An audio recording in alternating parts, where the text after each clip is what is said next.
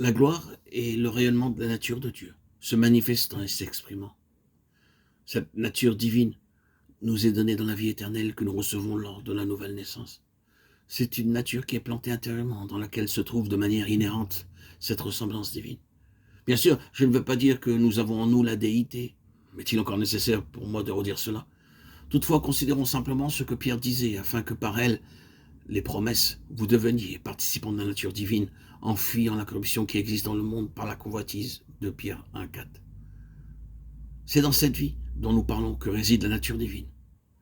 C'est toujours interdépendant dans le domaine subjectif-objectif, c'est-à-dire que nous avons cette vie dans le Fils de Dieu et que nous l'avons seulement en nous-mêmes dans la mesure où nous avons Christ en nous. Nous ne devenons pas divins et aucune nouvelle mesure de divinité ne peut nous faire devenir ainsi. Nous ne sommes pas de grands Olympiens et jamais nous ne le serons. C'est un aspect essentiel de ce que nous disions auparavant. Nous ne devenons pas cela.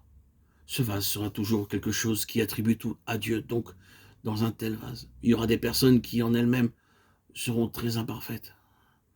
Vous ne pourrez jamais dire en parlant d'elles qu'elles sont grandes par elles-mêmes. Ce seront des personnes très humaines. Et la marque même de leur humanité sera leur complète dépendance à l'égard du Seigneur pour toute manifestation de bonté. Elles savent que s'il y a quoi que ce soit en elles qui ait de la valeur, c'est parce que le Seigneur est là, parce que Christ est entré. Mais en disant cela et gardant cela dans l'esprit avec tout ce que nous avons dit, nous répétons qu'il nous a été donné la vie incréée de Dieu, la vie divine en Jésus-Christ, et cette vie est la nature de Dieu. Cette vie ne pêche pas et sera toujours le moyen pour nous corriger, quoi que notre vie propre fasse et quoi que notre nature propre fasse. C'est la raison pour laquelle ceux qui sont au Seigneur et qui font des erreurs passent par des temps beaucoup plus éprouvants de manière intérieure que n'importe qui d'autre. Ils ont un standard qui s'est établi en eux et ils ne suivent pas des choses externes parce que c'est en eux-mêmes qu'il y a la norme d'une vie sans péché. Si jamais nous soulevons la question de la perfection sans péché, nous ne serons jamais capables de dire cela à l'égard de nous-mêmes. Cela peut seulement être dit de cette autre vie qui nous a été donnée à nous. Cela peut être seulement dit de cette vie-là.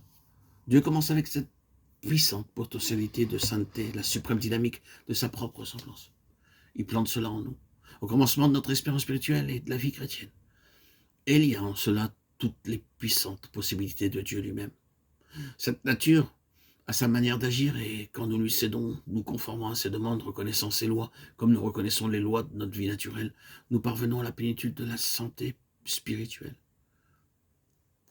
C'est seulement ainsi qu'il y aura une église qui a la gloire de Dieu. À lui soit la gloire dans l'église et en Jésus-Christ dans toutes les générations au siècle des siècles. Amen. Éphésiens 3, 21.